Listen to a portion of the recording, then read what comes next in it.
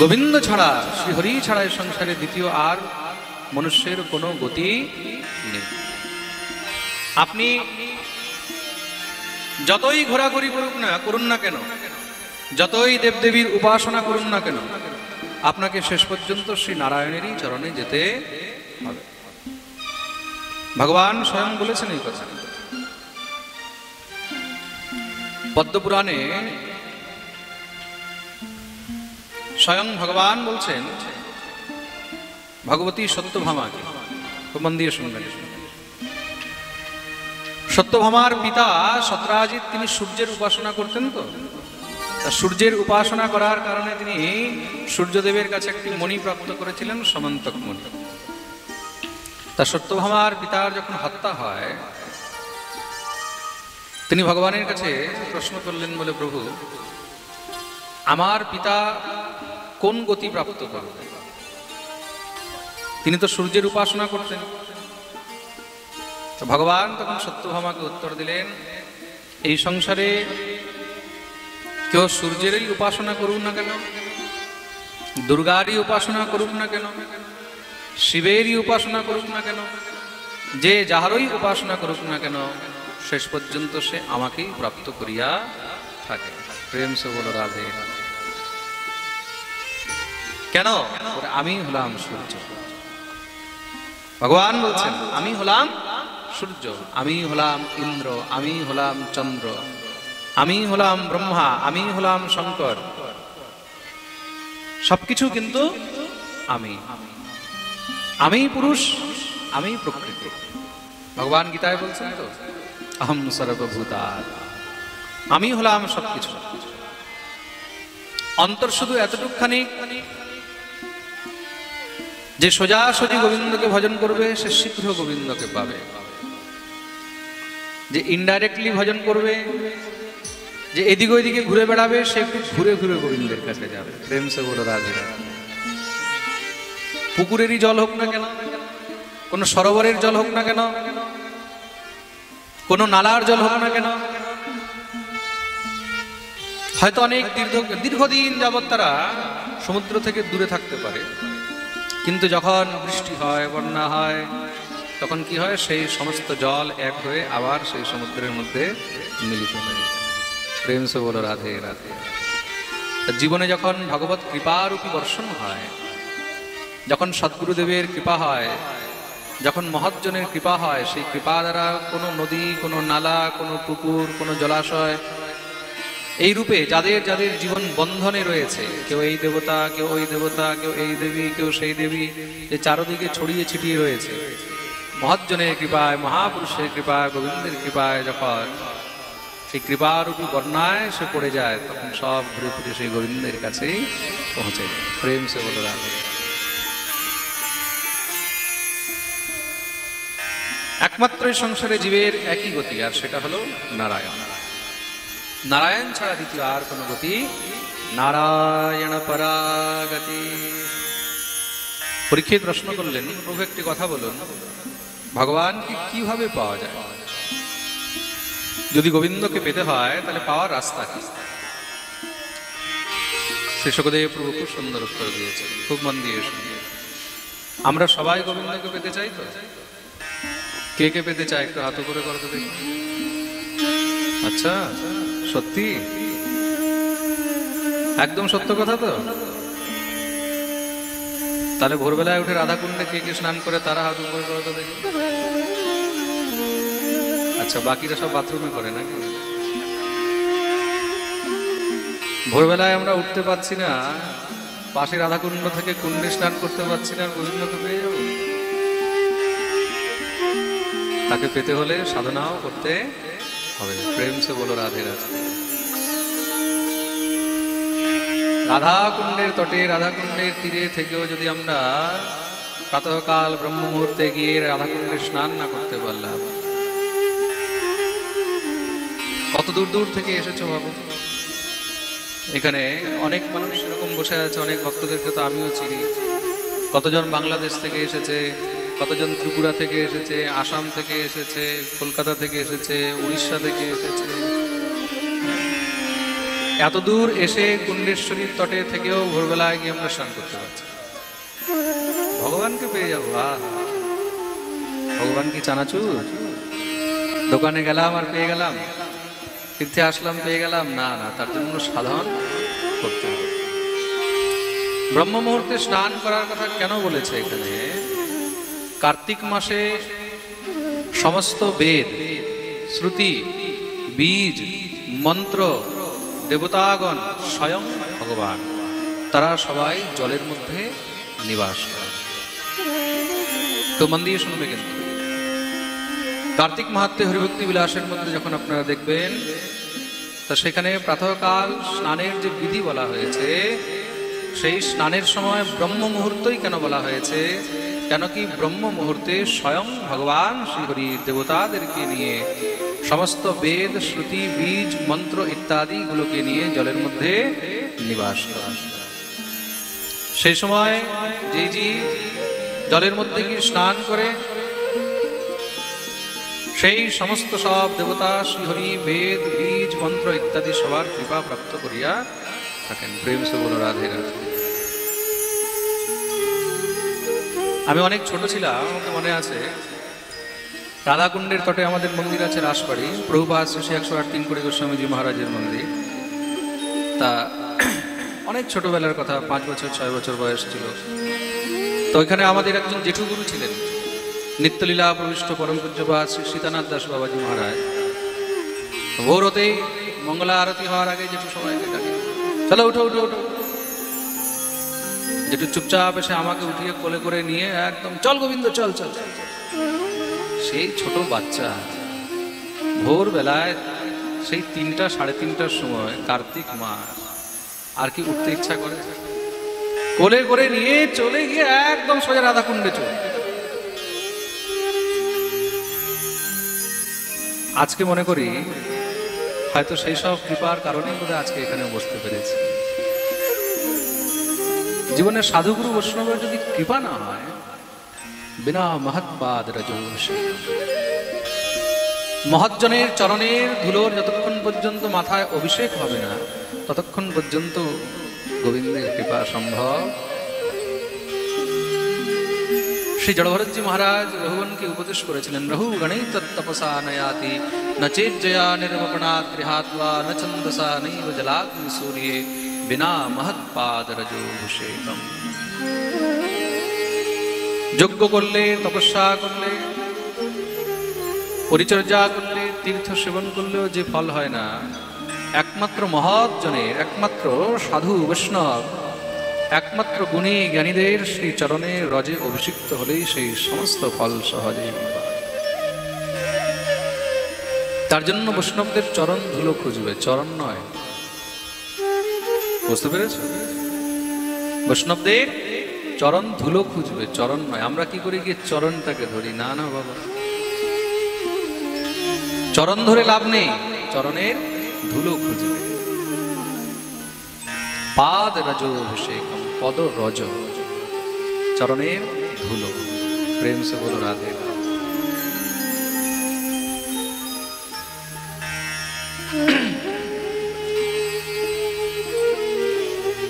তার জন্য স্নানের অনেক মহিমা রয়েছে, খুব মন দিয়ে শুনবে। স্নানও কিন্তু 4 প্রকারের হয়। শাস্ত্রের মধ্যে স্নান 4 প্রকারের বলা হয়েছে। 4 প্রকারের স্নান কি কি?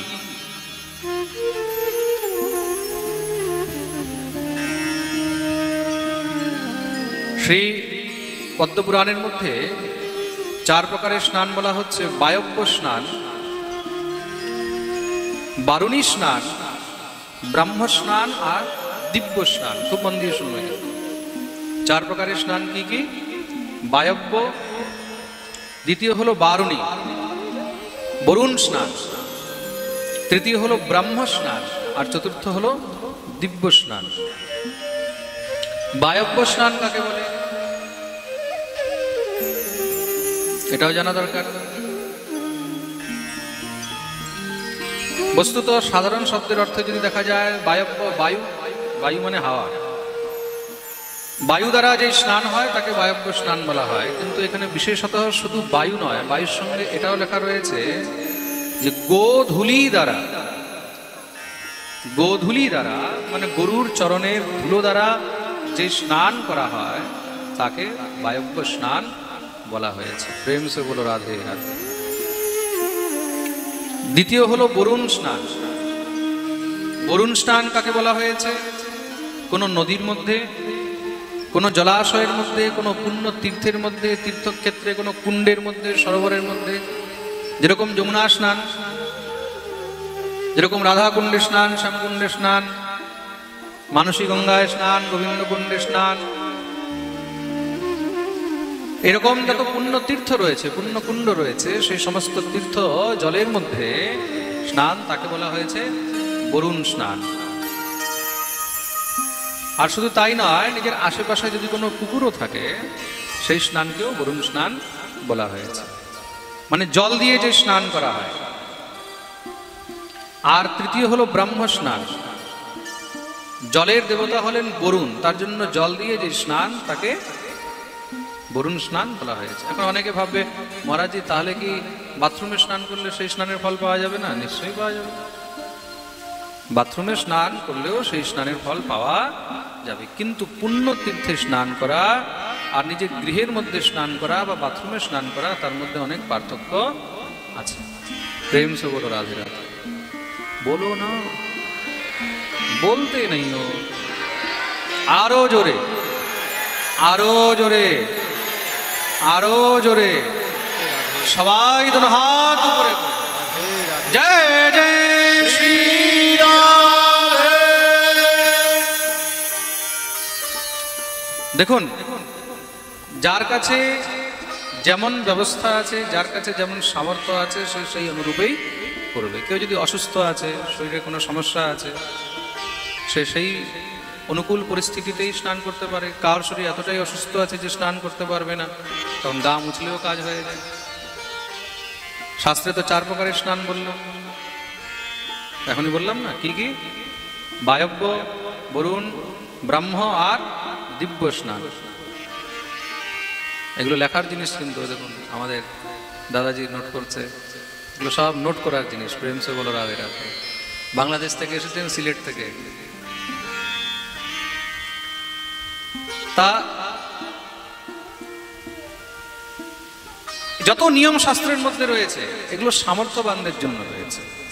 আপনার কাছে সামর্থ্য আছে, নিয়মে চলা উচিত। সমস্যা আছে, তা যেরকম পরিস্থিতি সে অনুসারেই চলা উচিত। তৃতীয় হলো ব্রাহ্ম স্নান। সব এখানে তুলে দেবে নাকি তোমরা? তৃতীয় হলো ব্রাহ্ম স্নান। ব্রাহ্ম স্নান মানে মন্ত্র দ্বারা, মন্ত্র দ্বারাও স্নান করা যায়।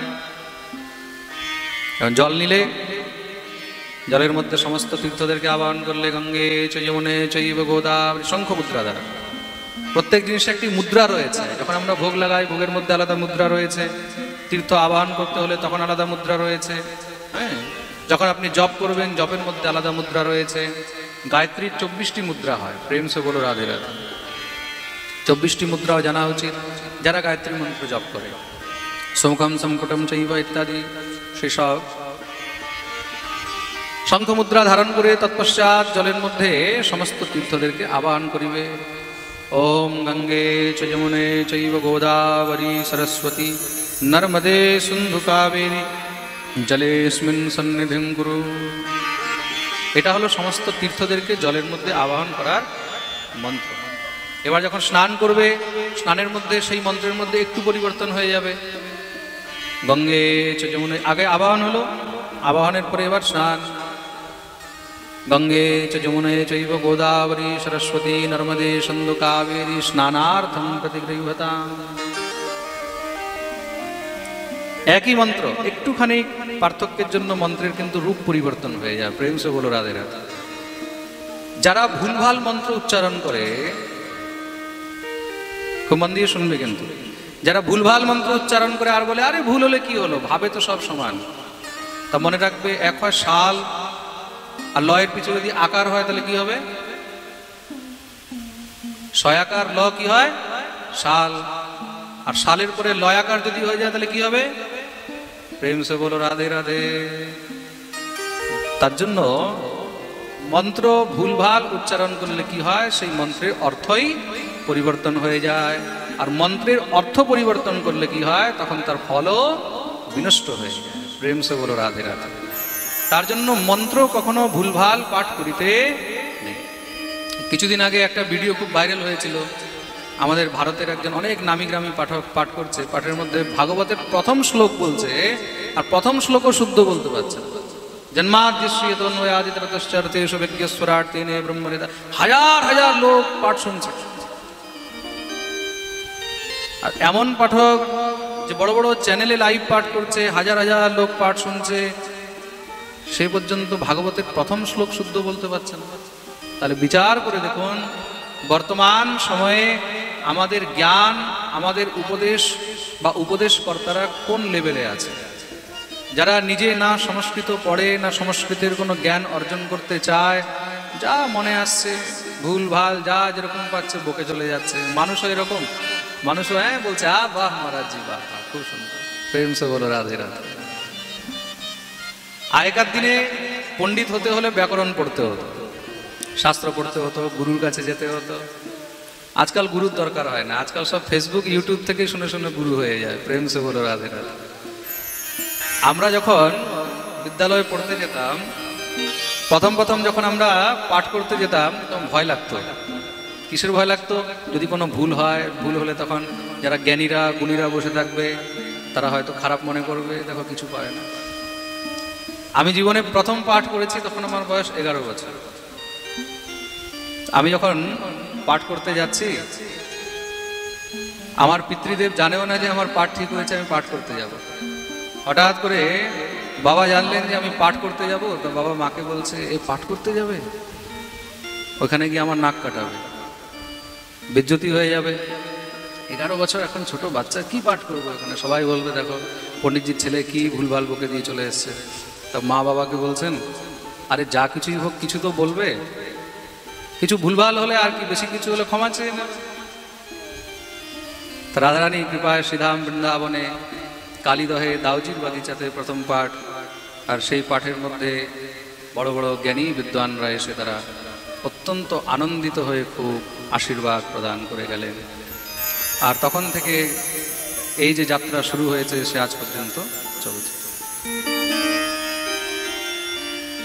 এখনো পর্যন্ত আমরা মনে করি যে কোনো জিনিস যদি পাঠের মধ্যে বলি, সেটাকে আগে 10 বার ঘরের মধ্যে যেন অধ্যয়ন করি, সেটাকে যেন ঘরের মধ্যে পড়ি, ভালো করে যেন জেনে নিই, যেন কোনো ভুলভাল না হয়, যেন কোনো ত্রুটি না হয়। তাই শ্লোক, সংস্কৃতের মন্ত্র, বেদের মন্ত্র, এগুলো কোনো সাধারণ জিনিস নয়, এগুলো খেলার জিনিস নয়। প্রেম সে বলো রাধে রাধে। তা তৃতীয় হলো ব্রাহ্ম স্নান, মন্ত্র দ্বারা স্নান করবে। অপবিত্র পবিত্র বা সর্বাবস্থাঙ্গত বিবা यस्मरेत पुंडरीकाक्षं सभायाभ्यंतर शुचि पुंडरीकाक्षः पुनातु पुंडरीकाक्षः पुनातु पुंडरीकाक्षः पुनातु इत्यादि मंत्र द्वारा ब्रह्म स्नान करा है। আর চতুর্থ হলো দিব্য স্নান। দিব্য স্নান কাকে বলা হয়েছে? দিব্য স্নান বলা হয়েছে বৃষ্টির জলে। বৃষ্টি হচ্ছে, সেই বৃষ্টির জলে তুমি স্নান করছো, সেটাকে দিব্য স্নান বলা হয়েছে। আর শুধু বৃষ্টির জলই নয়, যে স্নান করছেন তাকেও দিব্য স্নান বলা হয়েছে। প্রেম সে বলো রাধে রাধে।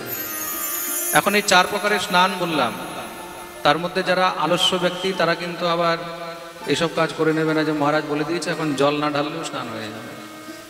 শীতের দিন আসছে তো অনেকে আবার এরকমও করে দেয়, বলে মহারাজ তো পাঠে বলেই দিয়েছে 4 প্রকারের স্নান আছে, কিছু না, দয়া করিয়া এই কাজ করিবেন না। এগুলো হলো অশক্তদের জন্য। কিন্তু যারা ঋষি মুনি, যারা সবসময় তপস্যা ইত্যাদিতে লীন রয়েছেন, অনেক সময় ধ্যানস্থ হয়ে বছরকে বছর পেরিয়ে যায়, তখন তো স্নান করতে পারেন না, এই প্রকারেই তাদের দিব্য স্নান ইত্যাদি হয়ে থাকে। আর 4টি স্নানের মধ্যে শ্রেষ্ঠ স্নান কোনটা সেটাও কিন্তু বলা আছে। এই 4টি স্নানের মধ্যে একমাত্র বরুণ স্নান হলো সর্বশ্রেষ্ঠ স্নান। বরুণ স্নান মানে জল দিয়ে যে স্নান।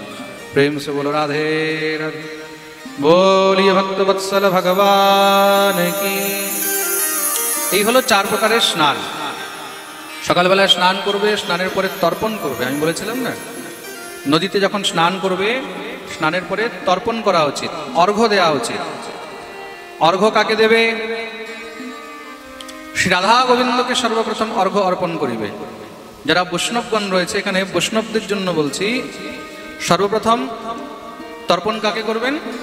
রাধা গোবিন্দকে। তৎপশ্চাৎ পিতৃগণকে তর্পণ করবেন। পিতৃশ্বরকে তর্পণ করবেন, তাতে পিতৃগণ অনেক প্রসন্ন হয়ে থাকেন। তর্পণ কি দিয়ে করবেন? তর্পণেরও বিধান রয়েছে।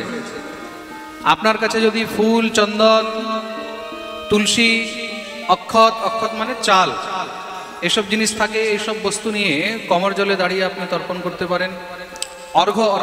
অর্ঘ্য অর্পণ করতে পারেন। দুটি জিনিস, শ্রী রাধা গোবিন্দকে অর্ঘ্য দেওয়া হয় আর পিতৃগণকে তর্পণ করা হয়। দুটো জিনিস জানতে হবে। অর্ঘ্যের মধ্যে আর তর্পণের মধ্যেও কিন্তু অনেক পার্থক্য রয়েছে। রাধা গোবিন্দকে অর্ঘ্য দেওয়া হয়। আমরা যখন দেবতাদের নিমিত্তে কোনো বস্তু অর্পণ করি সেটা হয় অর্ঘ্য। সেটা কি হয়? অর্ঘ্য। আর পিতৃগণের নিমিত্তে যখন কোনো বস্তু অর্পণ করি সেটাকে বলা হয় তর্পণ। তা অর্ঘ্য কি দিয়ে দেবে? পুষ্প,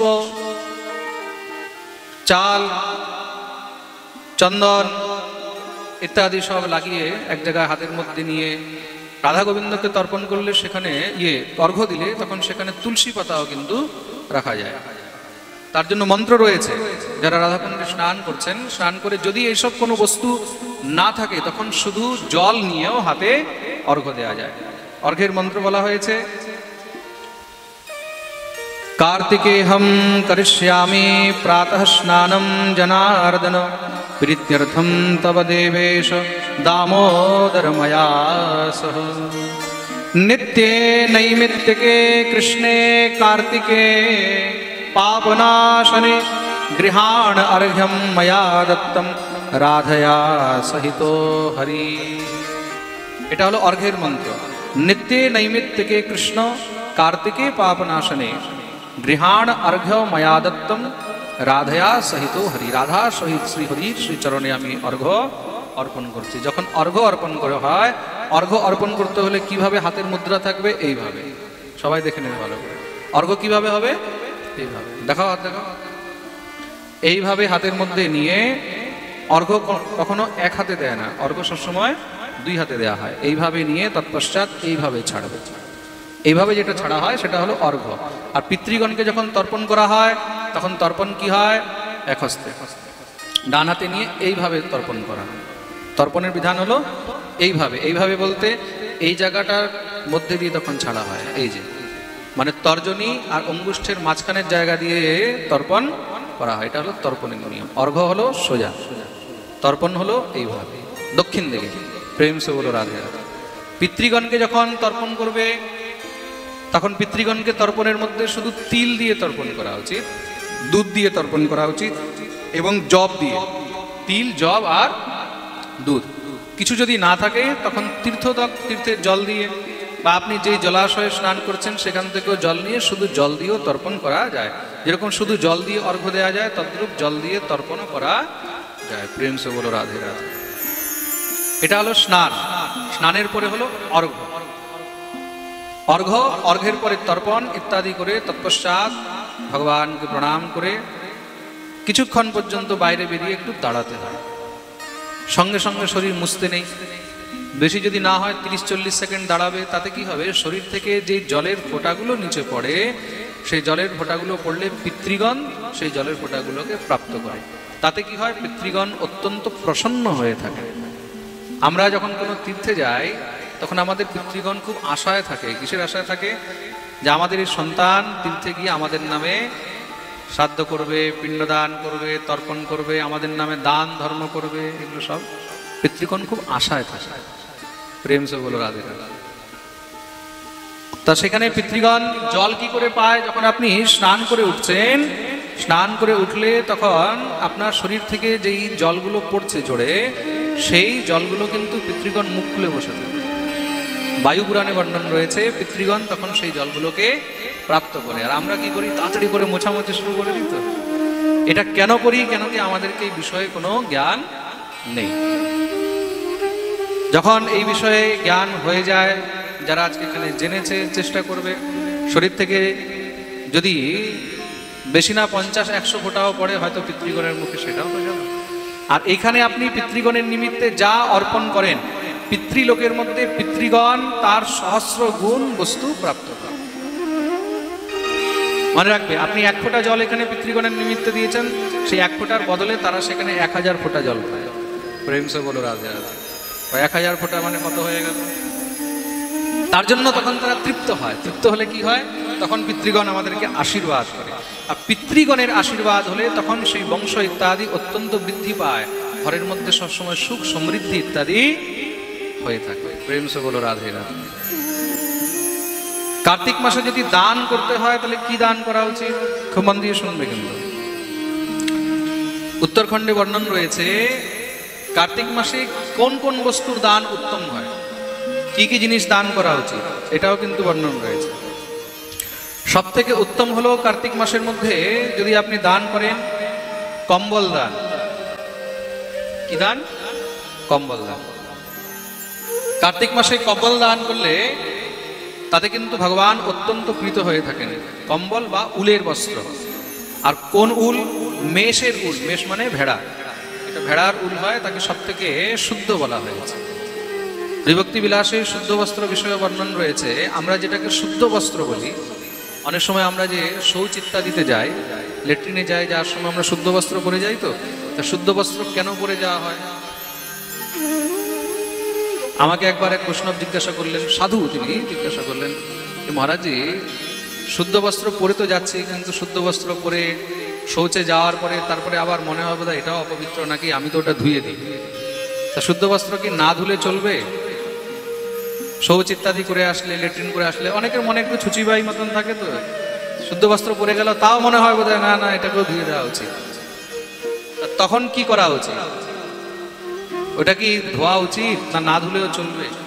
হরিভক্তি বিলাসে বর্ণন রয়েছে শুদ্ধ বস্ত্র মানে ভেড়ার লোম থেকে তৈরি যে উলের বস্ত্র, সেটা এতটাই শুদ্ধ, শৌচ তো ছাড়েন, শৌচ অশৌচ মৃত যদি স্পর্শ হয়, এতটুকু পর্যন্ত লেখা রয়েছে, কোনো মৃতর সঙ্গেও যদি স্পর্শ হয় তখনও কিন্তু সেই শুদ্ধ বস্ত্র অপবিত্র বা অশুদ্ধ হয় না।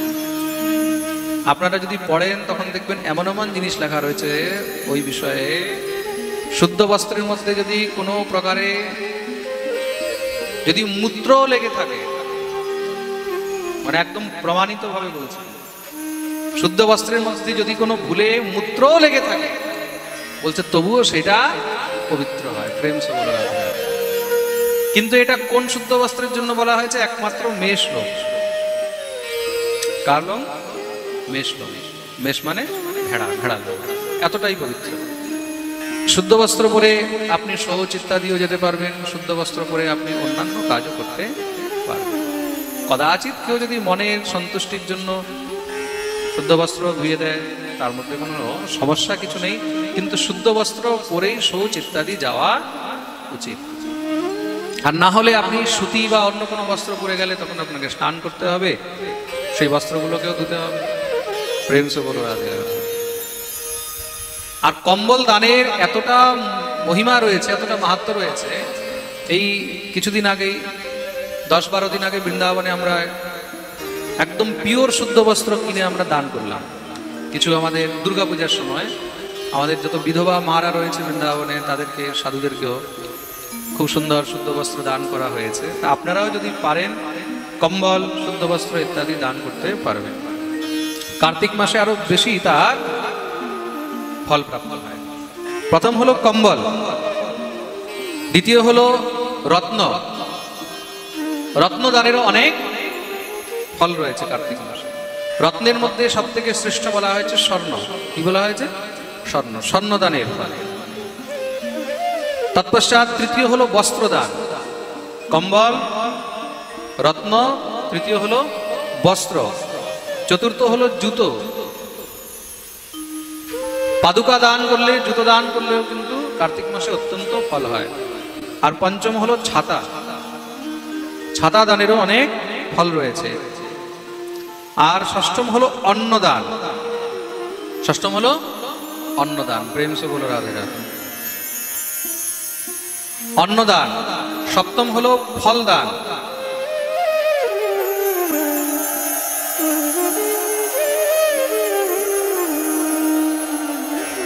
আমাদের রাম বাবা রোজ গোবিন্দ মন্দির থেকে রাধা গোবিন্দের প্রসাদী মালা নিয়ে আসে আমার জন্য। বলি রাধা গোবিন্দ ভগবান কি। কার্তিক মাসে ফলদানেরও অনেক মহিমা রয়েছে, তার জন্য আমাদের পাঠের পরে আপনাদেরকে ফল প্রসাদ দেওয়া হয় না। আমি বললাম এবার ফল প্রসাদ দাও। যত কার্তিক মাসের মহিমা আছে সেই সমস্ত মহিমাগুলোর লাভ নেওয়া উচিত। তো আজকে ঠাকুরের জন্মোৎসবের মধ্যে প্রসাদের মধ্যে কিছুটা সহযোগ করেছেন আপনাদেরই ভক্তদের মধ্যে দুইজন, মেনকা যোশ আর প্রতিমা ঘোষ। ব্যাসপীঠ থেকে তাদের জন্য অনেক আশীর্বাদ। আমাকে তারা জিজ্ঞাসা করছিলেন, বাবা আমরাও কি কিছু একটু সহযোগ করতে পারবো? কেন করতে পারবে না? ভাগবত সবার, ভাগবত হলো সবার, এটার ফল আপনারা সবাই নিতে পারবেন। প্রেম সে বলো রাধে রাধে। ফলদান। আর কার্তিক মাসের মধ্যে সব থেকে শ্রেষ্ঠ হলো ভূমিদান। সব থেকে শ্রেষ্ঠ হলো ভূমিদান। আর ভূমিদান কোন দিন করলে বেশি ফল হয় এটাও লেখা রয়েছে। ভূমিদান কোন দিন করা উচিত? ভূমিদান দীপাবলির দিন। দীপাবলি, দীপাবলি মানে কালী পুজো যেদিন হয়, এই তো কিছুদিন পরে আসবে দীপাবলি। তা দীপাবলির দিন ভূমিদান করলেও অত্যন্ত ফল হয়। প্রেম সে বলো রাধে রাধে। এগুলো হলো কার্তিক মাসে দানের মাহাত্ম্য। স্নান, তৎপশ্চাৎ অর্ঘ্য তর্পণ, পূজা পাঠ, তৎপশ্চাৎ হলো দান। কার্তিক মাসে কোনো তীর্থে গিয়ে কখনো কোনো তীর্থের নিন্দা করতে নেই, মনে রাখবেন। তীর্থবাসী ধামবাসীদের নিন্দা করতে নেই। ধামবাসী তীর্থবাসীরা সাক্ষাৎ ভগবানের পার্শ্বদ স্বরূপ হন। খুব মন দিয়ে শুনবে কিন্তু। ধামবাসী তীর্থবাসীরা সাক্ষাৎ ভগবানের পার্শ্বদ স্বরূপ হন। সুতরাং ধামে গিয়ে ধাম নিন্দা বা ধামবাসীদের নিন্দা করলে বলছে তাকে 60,000 বৎসর পর্যন্ত কৃমি বিষ্টার কৃমি হয়ে জন্মগ্রহণ করতে হবে। প্রেম সে বলো রাধে রাধে। যেরকম কার্তিক মাসে কেউ যদি মৎস্য বা মাংস ভক্ষণ করে তাহলে তাকে সহস্র জন্ম পর্যন্ত রাক্ষস হয়ে জন্মগ্রহণ করতে হয়। কি হতে হয়? যারা লাইভ শ্রবণ করছে সবাইকে বলে দিচ্ছে, কিন্তু কার্তিক মাসে যারা মৎস্য এবং মাংস ভক্ষণ করে তাদেরকে সহস্র জন্ম পর্যন্ত রাক্ষস হয়ে জন্মগ্রহণ করতে হয়। প্রেম সে বলো রাধে রাধে। কত কিছু কার্তিক মাস বিষয়ে জানা যাচ্ছে। কার্তিক মাসের অনেক মহিমা রয়েছে। কার্তিক মাসে ধামে গেলে সেখানে সব দান ধর্ম ইত্যাদি করবে, ধামবাসীদের প্রণাম করবে। প্রত্যেকটি ধামবাসী কিন্তু ভগবত পার্শ্বদ, ভগবত বিগ্রহ, তাদেরকে সেই রূপেই দর্শন করিবে। প্রেম সে বলো রাধে রাধে। তা ভগবানকে প্রাপ্ত করার, ভগবানকে পাওয়ার সব থেকে সহজ রাস্তা কি? শ্রী সুখদেব প্রভু বলছেন ভগবানকে পেতে হলে সব থেকে সহজ রাস্তা একটি, কি বলছে? ভগবানের সঙ্গে সম্বন্ধ যোগ করতে হয়। কি যোগ করতে হয়? সম্বন্ধ। একটা সম্বন্ধ তৈরি করলে কি হয়? ভগবানকে অনেক সহজে পাওয়া যায়। এই সংসারে কাউকে যদি আপন করতে হয় তাহলে কি করবে? তার সঙ্গে একটা সম্বন্ধ যোগ করবে। তার সঙ্গে একটা সম্বন্ধ যোগ করো। আপনি যদি কাউকে বলেন এক্সকিউজ মি, শুনতে কেমন লাগবে? আর আপনি যদি বলেন দাদা একটু সরুন, শুনতে কেমন লাগলো? কিছু আপনত্ব বোধ হলো তো? স্বামী বিবেকানন্দ যখন শিকাগোতে গেছিলেন ধর্মসভায়, স্বামী বিবেকানন্দ তখন নিজের বক্তৃত্ব সেখানে আরম্ভ করলেন। প্রথম শব্দই ছিল my dear brothers and sisters, আমার প্রিয় ভাই আর বোনেরা। বাস এই এতটুকু শব্দ শুনে সবাই একদম ভাব বিভোর হয়ে গেল। সেই বিদেশের ভূমিতে 10 মিনিট পর্যন্ত শুধু সবাই তালি বাজিয়েছে। কেন? এত বড় বড় সেখানে জ্ঞানী গুণীরা এসে কেউ একবারও আমার প্রিয় ভাই আর বোনেরা বলেনি। কিন্তু স্বামী বিবেকানন্দ কেন এই শব্দ বললেন? কেন কি ভারতের সংস্কৃতি, ভারতের শাস্ত্র, ভারতের ধর্ম সবকিছু তিনি নিজের ঘাড়ের উপরে নিয়ে ওখানে গেছিলেন। আর ভারতীয় শাস্ত্র কি বলছে? এটাই হলো আমাদের সংস্কৃতি, এটা আমাদের সংস্কার, এটাই হলো আমাদের বিদ্যা।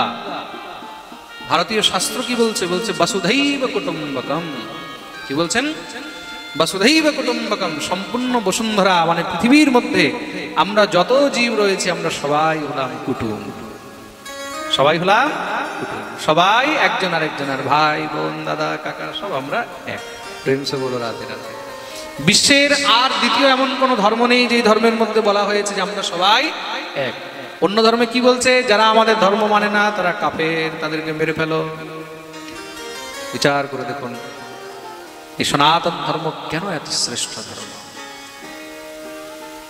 यूनान मिस्र रोमा मिट गए जहां से कुछ बात है कि हस्ती मिटती नहीं हमारी।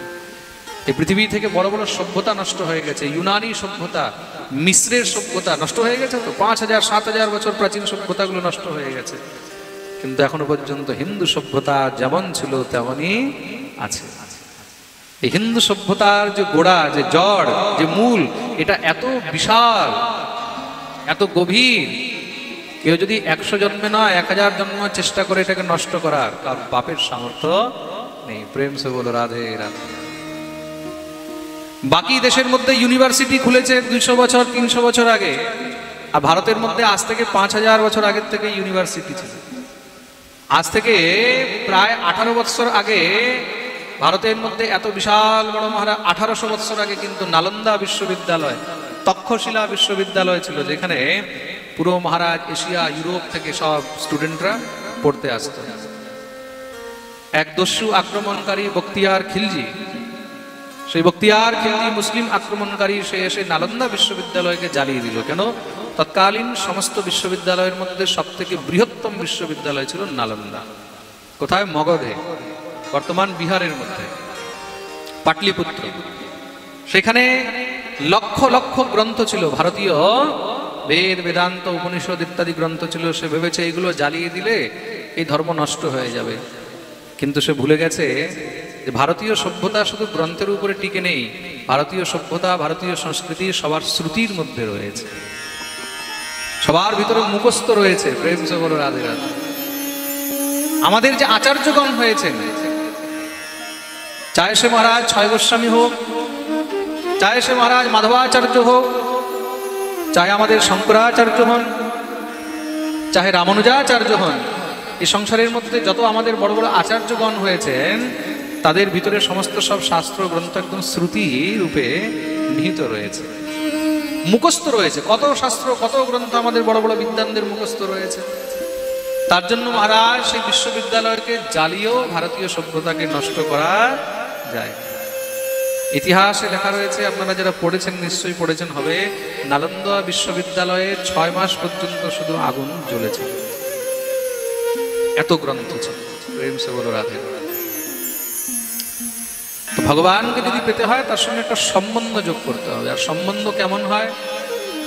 কামাদ দ্বেষাদ ভয়াদ স্নেহাদ যথা ভক্তেশ্বরে মনঃ। ভগবানের সঙ্গে সম্বন্ধ যে কোনো জিনিস হতে পারে। কিসের কিসের বলছে? কামাদ, কাম, কামের সম্বন্ধ, দ্বেষাদ, দ্বেষ মানে হিংসার সম্বন্ধ, ভয়ের সম্বন্ধ, স্নেহাদ, স্নেহের সম্বন্ধ হতে পারে।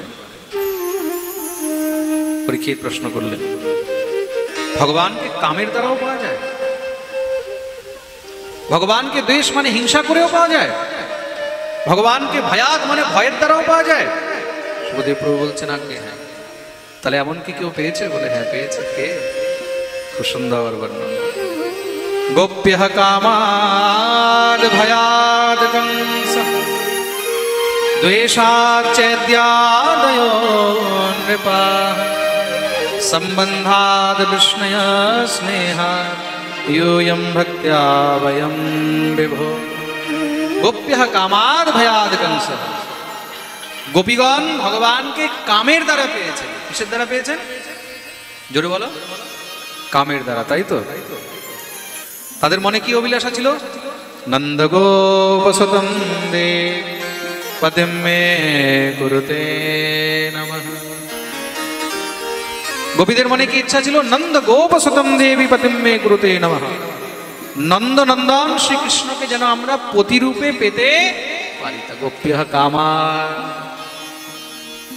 শ্রী সুখদেব গোস্বামী প্রভুপাদ যা বলেছেন সব প্রমাণিত জিনিস।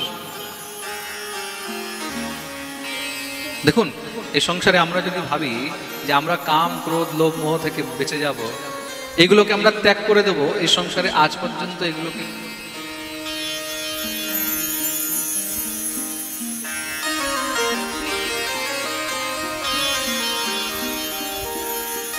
কোথায় ছিলাম? হ্যাঁ,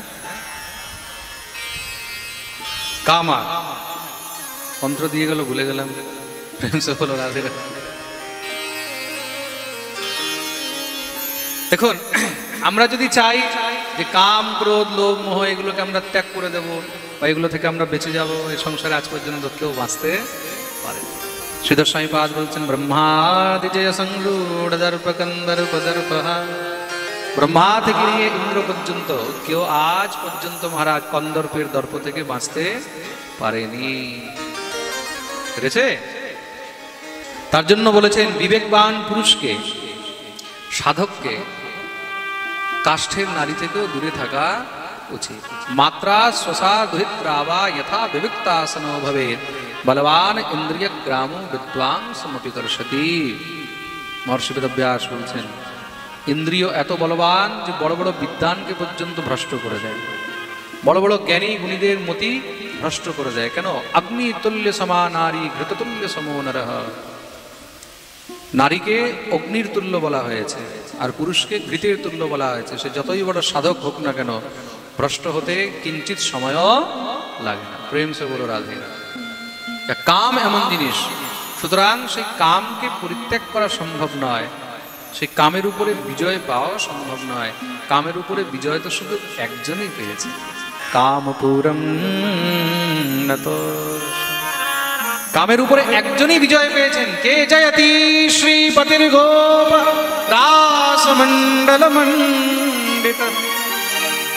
যে অনন্ত কোটি গোপীদের মধ্যে বিরাজিত হয়ে সবার সঙ্গে রাস লীলা করেছেন, এমন রাধাপতি সুধানিধি কোক শোক বিনাশনঃ, সেই শ্রীপতি, সেই গোপতি, একমাত্র তিনি কামকে বিজয় করতে পেরেছেন। এই সংসারে তাকে ছাড়া অন্য কেউ না পেরেছে, না পারবে। কেন? বলছে তিনি স্বয়ংই তো কাম, তিনি স্বয়ং হলেন কাম। কেউ যদি অভিমান করে একবার বলে যে আমি কামকে জিতে ফেলেছি, ভগবান সঙ্গে সঙ্গে লাইন হাজির করে দেবে, বলে আয় বেটা তোকেই দেখাচ্ছে। প্রেম সে বলো রাধে। এই অভিমান হয়ে গেছিল দেবর্ষি নারদকে। নারদকে অভিমান হয়ে গেছিল। নারদ গিয়ে ভগবান সামনে বলছে, প্রভু জানেন? বলে কি? বলে আমি কামকে বিজয় করে নিয়েছি। ভগবান হাসছেন, আচ্ছা বেটা কামকে বিজয় করে নিয়েছিস? ভগবান মনে মনে ভাবছেন, যদি কামকে বিজয় করে নেয় তাহলে তো আমাকেই বিজয় করে নিল। কাম মানে কে? ভগবানই তো কাম, ভগবানই তো কামের বীজ। ভগবান সঙ্গে সঙ্গে এমন লীলা রচনা করেছে, বিশ্বমোহিনীকে দেখে দেবর্ষি নারদ মোহিত হয়ে গেছে, যার জন্য মহারাজ শেষ পর্যন্ত নারদকে বাঁদর হতে হবে। ভগবান বাঁদরের মুখ দিয়ে দিল না। কথা তো এত রয়েছে, যদি বলা যায় তো এখানে ভাগবত আর করা যাবে না। প্রেম সে বলো রাধে রাধে। হরি অনন্ত হরি কথা অনন্ত, কহি শুনহি বহুবিধি সব সন্ত। হরি অনন্ত, হরির কথা অনন্ত। সম্পূর্ণ জীবন বেরিয়ে যাবে গোবিন্দের কথা বলে শেষ করা যাবে। প্রেম সে বলো রাধে রাধে। গোবিন্দের কথা আজ পর্যন্ত না কেউ বলে শেষ করতে পেরেছে, না কেউ বলে শেষ করতে পারে। অনেক ভক্তরা জিজ্ঞাসা করছিলেন, মহারাজজি আগামী বছর কি রাধাকুণ্ডে আবার পাঠ হবে কিনা? এখন রাধারানীর কাছে বলে তো দেওয়া হয়েছে যে আগামী বছর পাঠ হবে কি না সেটা রাধারানী জানে। রাধারানীর যদি ইচ্ছা হয় তাহলে আগামী বছর রাধাকুণ্ডে অবশ্যই পাঠ হবে। আর শুধু আগামী বছর নয়, যতদিন পর্যন্ত এই শরীরের মধ্যে প্রাণ আছে, শ্বাস আছে, রাধারানীকে বলবো ততদিন পর্যন্ত যেন প্রত্যেক বছর রাধাকুণ্ডে পাঠ।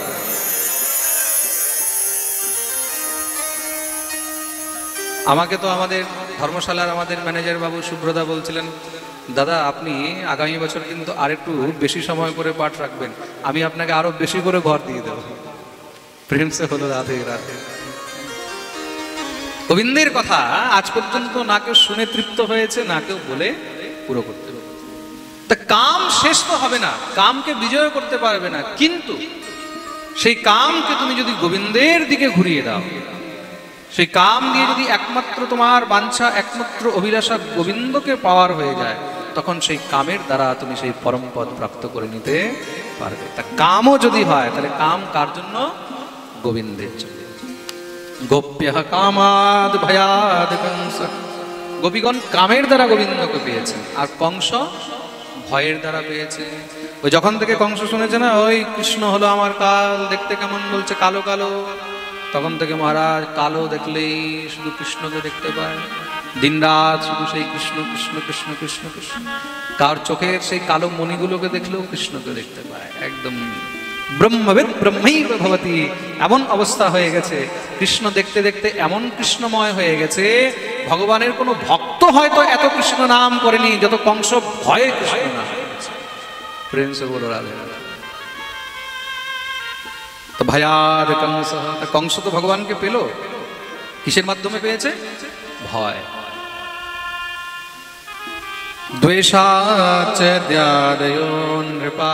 দ্বেষ মানে হিংসা, হিংসার দ্বারা ভগবানকে কে পেয়েছে? বলে চেদিরাজ। চেদিরাজ কে? হ্যাঁ, শিশুপাল।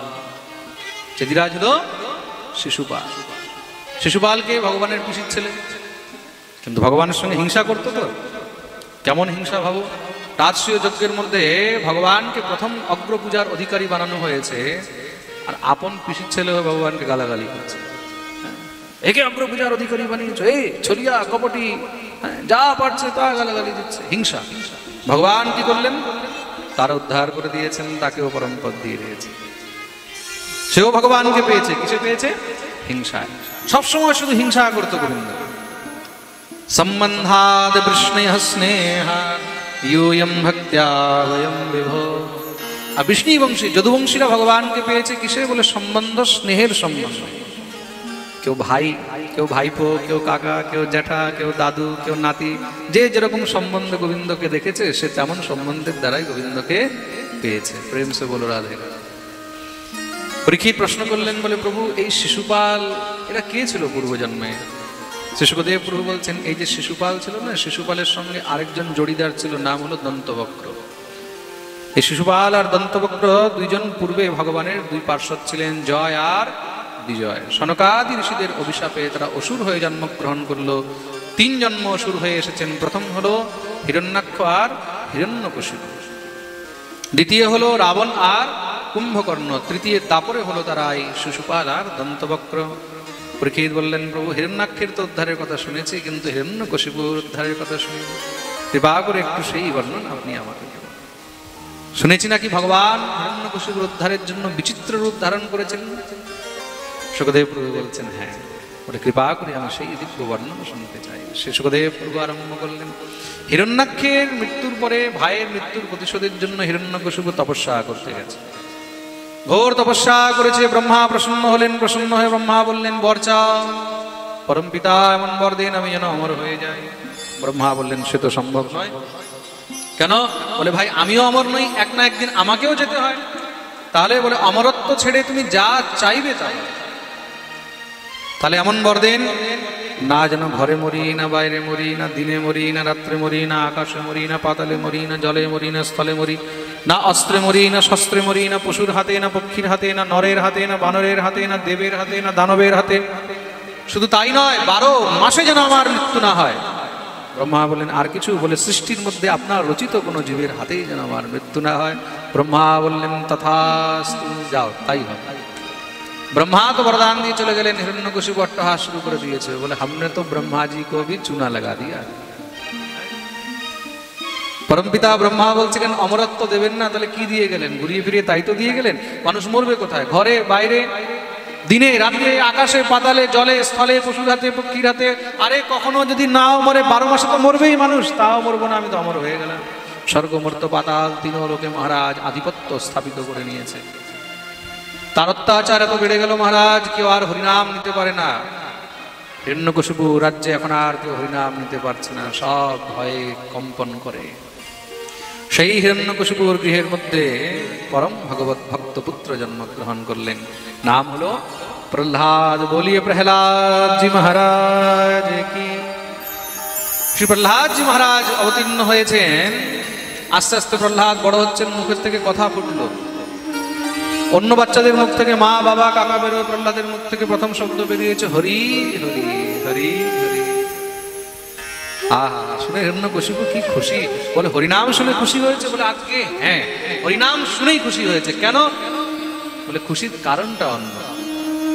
হিরণ্যকশিপু মনে মনে ভাবছে, আজ পর্যন্ত যে হরিকে আমি খুঁজে বেড়াচ্ছি এখনো পর্যন্ত পেলাম না, আমার পুত্র এখন থেকেই বলছে কোথায় সেই হরি, সেই হরি, আমার ছেলে বের করে। কেন? যার যেমন ভাব সে নিজের ভাবের অনুসারী তো সবকিছু দেখে। প্রেম সে বলো রাধে, বলো না, বলো না, আরো জোরে, আরো জোরে, আরো জোরে, পিছনে পর্যন্ত সবাই হাত করে করে জয় জয় শ্রীরাম।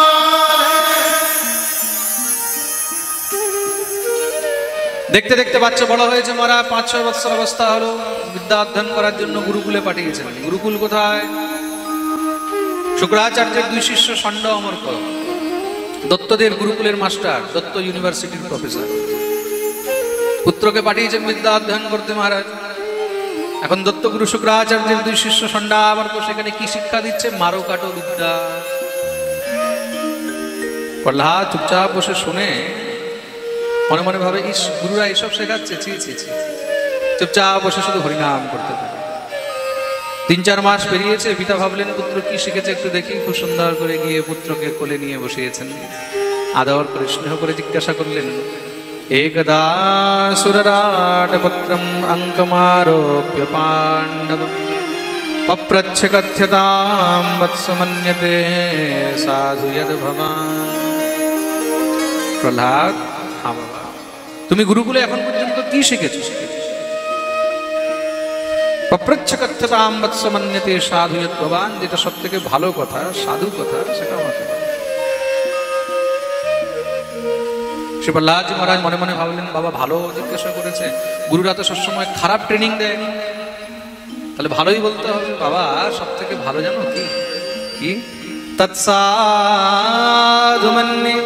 সুরবর্যদেহিনাম সদা সমুদ্বিগ্ন ধিয়াম সদ্গ্রহ হিত্বাত্মপাতম গৃহমন্ধকূপম বনম গতো যদ হরিমাশ্রয়ে তৎসাধুমন্যে সুরবর্যদেহিনাম। বাবা এই সংসারের সব থেকে উত্তম কথা শুধু একটি, কি? জীবের একমাত্র উপলক্ষ, জীবের একমাত্র উদ্দেশ্য হলো ভগবত প্রাপ্তি।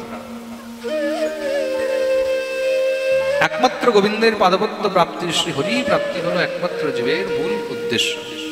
আর ভগবানকে পেতে হলে হিত্বাত্মপাতম গৃহমন্ধকূপম, গৃহরূপী অন্ধকূপকে সর্বথা ত্যাগ করে দিয়ে তোমাকে গোবিন্দের চরণাশ্রয় রূপী সেই বনে যেতে হবে। শুনেই তো একদম কুপিত হয়ে গেলেন, কোথায় গুরুরা এসব শেখাচ্ছ আমার ছেলেকে হরিনাম? না মহারাজ, আমরা শেখাইনি। নমৎ প্রণীতম ন পর প্রণীতম সতো বদত্যেষ কবেন্দ্র শত্রু নৈসর্গিকীয়ম মতিরশ্চ রাজন্যচ্ছ মন্যম কদদাস্মান। আমরা শেখাইনি, অন্য কেউ শেখায়নি, নিশ্চয়ই আপনার কোনো শত্রু এখানে বোধহয় চুপচাপ এসে আপনার পুত্রকে হরিনাম শিখিয়ে গেছে। আজ থেকে পাহারা আরো বাড়িয়ে দাও, কোনো বাইরের জন্য ভিতরে না ঢুকতে পারে। বাবা প্রহ্লাদ, হ্যাঁ বাবা, গুরুরা যা শেখায় তাই বলতে হয়, অন্য কেউ কিছু শেখালে বলতে নেই। আচ্ছা বাবা ঠিক আছে। প্রহ্লাদ মনে মনে ভাবলেন, আমি খারাপ কি বললাম কিছু তো বুঝতে পারলাম। মনে মনে ভাবছেন আগামীবার যখন বাবা জিজ্ঞাসা করবে তাহলে ভালো করে বোঝাবে। গুরুরা প্রহ্লাদকে আবার সেই মহারাজ মারকাটো বিদ্যা শেখায়। কিছু সময় আরো পেরিয়েছে, পিতা ভাবলেন পুত্র কি শিখেছে দেখি। আচ্ছা বাচ্চা যখন নতুন নতুন স্কুলে যায়, বিদ্যালয়ে যায়, প্রত্যেক মা বাবার ইচ্ছা হয় না যে কি শিখলো, হ্যাঁ দেখি। আবার গেলেন মহারাজ, 2-4 মাস পেরিয়েছে, গিয়ে উপস্থিত হয়েছেন, পুত্রকে খুব সুন্দর করে কোলে নিয়ে আদর করে জিজ্ঞাসা করছেন, প্রহ্লাদনুচ্যতাম তাত স্বধীতম কিঞ্চিদোত্তম কালেনৈতাবতায়ুষ্মন যদশিক্ষদ গুরুর ভবান। প্রহ্লাদ, তুমি গুরুকুলে এখন পর্যন্ত যা শিখেছো তার মধ্যে সব থেকে উত্তম কথা আমাকে বলো। প্রহ্লাদ ভাবলেন, আগের বার বলেছিলাম বাবা ভালো করে বুঝেনি, এবার ভালো করে বোঝাতে হবে। বাবা এই সংসারের সব থেকে উত্তম কথা হলো ভগবত প্রাপ্তি, আর ভগবানকে পাওয়ার জন্য একমাত্র সহজ সরল রাস্তা হলো ভক্তি। ভক্তি দ্বারাই ভগবানকে পাওয়া যায়। আর ভক্তির 9টি প্রকার রয়েছে, যাকে নবধা ভক্তি বলা হয়েছে। কি কি? শ্রবণম কীর্তনম বিষ্ণু স্মরণম পাদসেবনম अर्चनं वन्दनं दास्यं सख्यमात्मनिवेदनम्। नवधा भक्ति, 9 प्रकारेर भक्ति, श्रवण कीर्तन शरण पाद सेवन अर्चन बंदन दास्य सख्य और आत्मनिवेदन। এই 9টি হলো ভক্তি 9 অঙ্গ। এই নবধা ভক্তির দ্বারা ইতি পুংসার পিতায়েন ভক্তিশ্চেন বলক্ষণ ক্রিয়তে ভগবত্যধ্য তন্মন্যে ধীতমত্তমম। এই সংসারের মধ্যে এই 9টি হলো একমাত্র ভক্তির 9টি অঙ্গ। এই নবধা ভক্তির দ্বারাই জীব ভগবানকে প্রাপ্ত করতে পারে। শুনেই তো সঙ্গে সঙ্গে কোলের থেকে ছুড়ে নিচে ফেলে দিলেন, কুলাঙ্গার, আমাদের দত্তরূপী চন্দন বনের মধ্যে তোর মতন কাঁটা গাছ কোথার থেকে উৎপন্ন হলো? অসুরদেরকে আদেশ দিলেন, মেরে ফেলো এই দুষ্টকে, এমন সন্তানের আমার প্রয়োজন নেই। অসুররা নিয়ে গিয়ে পাহাড় থেকে নিচে ফেলে দিয়েছে। স্বয়ং ভগবান তার রক্ষা। হাতির পায়ের নিচে ফেলে দেওয়া হলো। শত শত হাতি উপর দিয়ে চলে গেছে, প্রহ্লাদের একটা চুলও বাঁকা হলো না। অন্ধকার ঘরের মধ্যে মহারাজ খাওয়া দাওয়া বন্ধ করে কাল কোঠরির মধ্যে রাখা হয়েছে। স্বয়ং ভগবতী অন্নপূর্ণা এসে খাওয়াচ্ছে। কোনো মতেও প্রহ্লাদের কিচ্ছু করার যাকো রাখে সাইয়া মার সকে না কই বাল ন বাঁকা কর সকে जो जग बैरी हो। ভগবান যদি কার রক্ষক হন, সম্পূর্ণ জগৎ মিলেও তার ভক্ষক হতে পারেন না। প্রেম সে বলো রাধে। তা যদি গোবিন্দ আমাদের রক্ষক হয়, তখন তোমাকে আর অন্য কারোর চিন্তা করার দরকার নেই। কেউ যদি ছাতের নিচে দাঁড়ায়, ছাতের নিচে দাঁড়িয়ে কেউ বৃষ্টির মধ্যে ছাতার আকাঙ্ক্ষা করে? করে কি? তা ভগবানের চরণাশ্রয় হলো কি? ছত্র নয়, পুরো ছাদ। প্রেম সে বলো রাধে রাধে। কোনো মতে যখন মারতে পারছে না, তখন হিরণ্যকশিপুর বোন, নাম হলো হোলিকা, সে বলছে আমি মারবো দাদা। কি করে? বলে আমাকে বরদান রয়েছে, আমার শরীরে আগুন লাগে। চারদিক দিয়ে খুব সুন্দর করে কাঠের মঞ্চ বানিয়ে দেবে, নিয়ে প্রহ্লাদকে জড়িয়ে ধরে বসে যাবে, কোথাও পালাতে পারবে না, আগুন ধরিয়ে দেবে, জলে ছাই হয়ে যাবে। বোন, তুই যদি এই কাজ করে দিস তাহলে আমি তো ঋণী হয়ে থাকবো। খুব সুন্দর বলছে, আরো বেশি করে কাঠ দাও। কেন? বলে প্রহ্লাদ যেন জলে ছাই হয়ে যায়। দেখতেই দেখতে মহারাজ হোলিকার গোবিন্দায় নমো নমঃ সব ছাই হয়ে গেল। সবাই দেখছে এখনো পর্যন্ত পিসি বেরোচ্ছে না। কি হলো? পিসি পিসি পিসি থাকলে তো বেরোবে। পিসি তো একদম মহারাজ ছাই হয়ে গেছে। সরিয়ে দেখছে প্রহ্লাদ বসে আছে, দেখে তো সব ভয়ে পালিয়েছে। প্রহ্লাদকে দেখে ভক্তদের আরো আনন্দ বেড়ে গেছে, আরো মহারাজ ভিতর থেকে আনন্দ বৃদ্ধি হয়েছে। সমস্ত সব ভক্তরা মিলে সেই ছাই নিয়ে মাখামাখি করে আনন্দ শুরু করে দিয়েছে। সেদিন থেকেই হোলিকা উৎসব আরম্ভ হয়েছে। এই যে আমরা হোলি করি না, এই যে রং মাখামাখি, সেটার থেকেই হোলিকা উৎসব আরম্ভ। বলিয়ে প্রহ্লাদ জি মহারাজ কি। কেউ হিরণ্যকশিপুকে বললো, দেখো তোমার এই পুত্র কিন্তু বহুত বলবান, তাকে এইভাবে তো মারা যাবে না, একটা কাজ করো, বিদ্যালয়ে পাঠিয়ে দাও, আস্তে আস্তে বড় হবে, বুদ্ধি ঠিক হয়ে যাবে। বিদ্যালয়ে পাঠিয়ে দেওয়া হলো। গুরুরা এবার প্রহ্লাদকে বলছেন, দেখ বাবা, এবার যদি তোর বাপের সামনে এই হরিনাম কৃষ্ণ নাম তুই নিয়েছিস, তাহলে তোকে তো কিছু বলবে না, আমাদেরকে মেরে ফেলবে। প্রহ্লাদ বললেন, ঠিক আছে, আর নেব না। কিছু সময় পরে ষণ্ডামার্ক গুরু তারা কোনো যজমানের এখানে পৌরোহিত্য করতে যাবেন। ভাবলেন আজকে বিদ্যালয় কার দায়িত্বে দিয়ে যাওয়া যায়। প্রহ্লাদ রাজপুত্র, প্রহ্লাদকে বললেন, তুমি একটু আজকে বিদ্যালয়টা দেখবে, আমরা বিকেল পর্যন্ত ফিরে আসবো। প্রহ্লাদ বললেন, ঠিক আছে। প্রহ্লাদের হাতে দায়িত্ব দিয়ে চলে গেছেন। বিচার করে দেখো, চোরের হাতে যদি চাবিকাঠি দিয়ে যায় তাহলে কি হবে? কিছু বাঁচবে? আর ভক্তের হাতে যদি দিয়ে যাও তাহলে কি হবে? তুমি যদি কোথাও বাইরে গেলে, কোনো ভক্তের হাতে ঘরের চাবি দিয়ে গেলে, ভাই তুমি একটু ঘরে থাকবে, ঘরে দেখবে, তাহলে ভক্ত কি করবে? নাম কীর্তন করবে, ঠাকুর সেবা করবে, ভোগ লাগাবে, তাই তো? যে যেরকম প্রকৃতির হয় সে সেরকমই কাজ করবে। প্রেম সে বলো রাধে। দুষ্টকে দিয়ে যাবে, সে অনাচার করবে। প্রহ্লাদ দেখলেন খুব সুন্দর সুযোগ, সমস্ত সব দত্ত বালকদেরকে বললেন, ভাই চলে আসো। কি হয়েছে? বলে আজকে লেখাপড়া হবে না, তাহলে আজকে নতুন খেলা হবে। আচ্ছা প্রহ্লাদ, খেলা? খেলার নাম শুনেই তো সব একদম আনন্দিত। বাচ্চাদেরকে কি চাই? খেলা। আচ্ছা প্রহ্লাদ, কোন খেলা হবে? বলে আমরা সবাই মিলে হরিনাম সংকীর্তনের খেলা খেলবো। হরিনাম সংকীর্তন? প্রহ্লাদ, হরিনাম শুনলে তো তোর বাবা মেরে ফেলবে। বলে আমার বাবা আমাকে মারতে পেরেছে? বলে না তো, আমাকে মারতে পারেনি, তোমাদেরকে কি করে মারবে? চিন্তা করো না, আমার হরি সবার রক্ষক, তাই নাকি? তোর হরি আমাদেরকেও বাঁচাবে, নিশ্চয়ই বাঁচাবে। কিন্তু আমরা শুনেছি হরিনাম এই ভজন সাধন এগুলো নাকি বুড়ো বয়সে করে। বাংলায় তো আবার অনেক গজব ছড়িয়ে আছে মহারাজ। অনেক জায়গায় আমি পাঠ করতে যাই, এমন এমন কথা শুনতে পাই, অনেক জায়গায় নাকি বলে সধবাদেরকে একাদশী করতে নেই। আরে বাবা, কি কি গল্প আছে। বাংলায় একটা আলাদাই পুরাণ চলে, 18 পুরাণের উপরে 19তম পুরাণ চলে, শাশুড়ি পুরাণ, প্রেম সে হলো রাধে রাধে। ওই পুরাণের থিওরি আলাদা একদম। নিরামিষ খেতে নেই, হ্যাঁ, সধবাদেরকে একাদশী করতে নেই, এই নেই সেই নেই, ভগবান সব শাস্ত্রের একদম আকাশের কথাবার্তা যত সব। তো প্রহ্লাদজি মহারাজ বললেন এইসব পুরাণের কথা শুনলে চলবে না, তাহলে শাস্ত্র কি বলছে তা দেখতে হবে। ভগবানের ভজনই করবে, তাহলে কিভাবে করবো বলে আগে আগে আমি গাইবো, পিছনে পিছনে তোমরা গাইবে। শ্রীমন্নারায়ণ নারায়ণ নারায়ণ, শ্রীমন্নারায়ণ নারায়ণ নারায়ণ, শ্রীমন্নারায়ণ নারায়ণ নারায়ণ, শ্রীমন্নারায়ণ নারায়ণ নারায়ণ। সবাই দুনো হাত দিয়ে তালি সেবা করে গাইবে।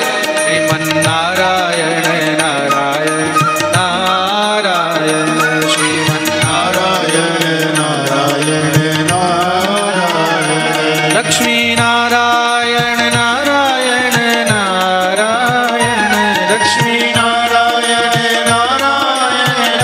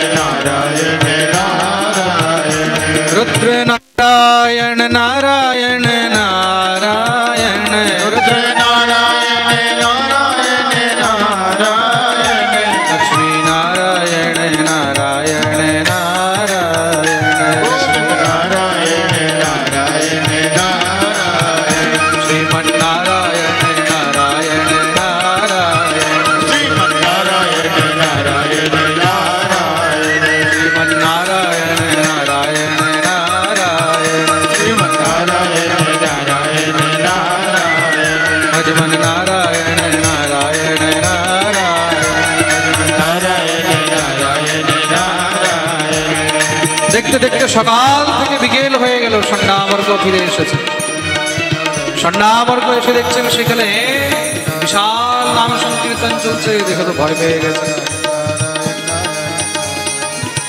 দেখে তো ভয় পেয়ে গেলেন যদি হিরণ্যকশিপু জানতে পারে শুনতে পায় তাহলে তো আমাদেরকে মেরে ফেলবে তাড়াতাড়ি করে গিয়ে বন্ধ করা এখন বন্ধ কি করে হবে এত বিশাল কীর্তন চলছে বলে তাড়াতাড়ি গিয়ে মেইন সুইচ অফ করো মেইন সুইচ মানে প্রহ্লাদ দৌড়ে গিয়ে যখনই প্রহ্লাদকে ধরেছে ধরতেই সেই কৃষ্ণ প্রেমের কারেন্ট এমন লেগেছে তারা লাফিয়ে নৃত্য শুরু করে দিয়েছে শ্রীমন্নারায়ণ নারায়ণ নারায়ণ শ্রীমন্নারায়ণ নারায়ণ নারায়ণ ভজমন নারায়ণ নারায়ণ নারায়ণ ভজমন नारायण नारायण नारायण শ্রীমন্নারায়ণ নারায়ণ নারায়ণ नारायण नारायण नारायण এই খবর গেছে হিরণ্যকশিপুর কাছে সঙ্গে সঙ্গে সৈন্য পাঠিয়ে দিয়েছে যাও সবাইকে বন্দী বানিয়ে নিয়ে আসো সমস্ত সৈন্যরা এসেছে বন্দী বানাতে যখনই সেই অসুর বাচ্চাদেরকে গিয়ে ধরেছে ধরতেই সেই কারেন্ট তাদেরকে হলে আর যখনই কারেন্ট লেগেছে তারাও উচ্চস্বরে মহারাজ নাম সংকীর্তন আরম্ভ করে দিয়েছে।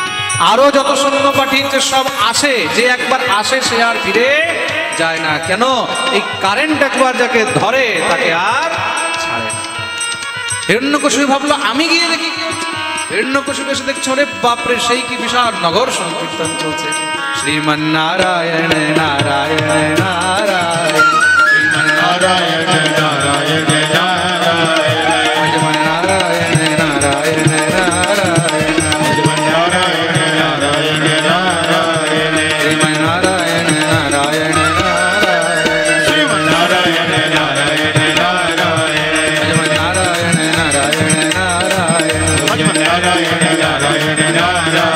ভজ নারায়ণ भज नारायण নারায়ণ भज नारायण হিরণ্যকশিপু দেখলেন যদি আমি এখন স্পর্শ করি তাহলে হয়তো এই কারেন্ট আমাকেও লেগে যাবে সঙ্গে সঙ্গে মহারাজ গর্জনা করে উঠছে বন্ধ করো দেখতেই দেখতে সব থর করে কাঁপতে লেগেছে আরে মূর্খ ক্রুদ্ধস্য কম্পন্তে ত্রয়ো লোকা সহিষ্ণুরা তিন লোক আমার ভয়ে কাঁপে আর তোর ভয় লাগে না দুষ্ট কোথার থেকে এত বল পাস প্রহ্লাদ হাত জোড় করে বললেন বাবা যার বলে সমস্ত জগৎ বলবান হয়ে রয়েছে আমাকেও তিনিই বললেন न केवलं मे भवतश्च राजन् सवै बलं बलिनां चापरेश परे वरे मे स्थिरजङ्गमाये ब्रह्मादयो येन वशं प्रणीत न केवलं मे भवतश्च राजन् শুধু আমি নয় সবাই বলম বলিনাম চাপরেশাম চরাচর জগতের মধ্যে যত জীব রয়েছে সবাই তার বলেই বলবান হয়ে গেছে প্রেম সে বলো রাধে রাধে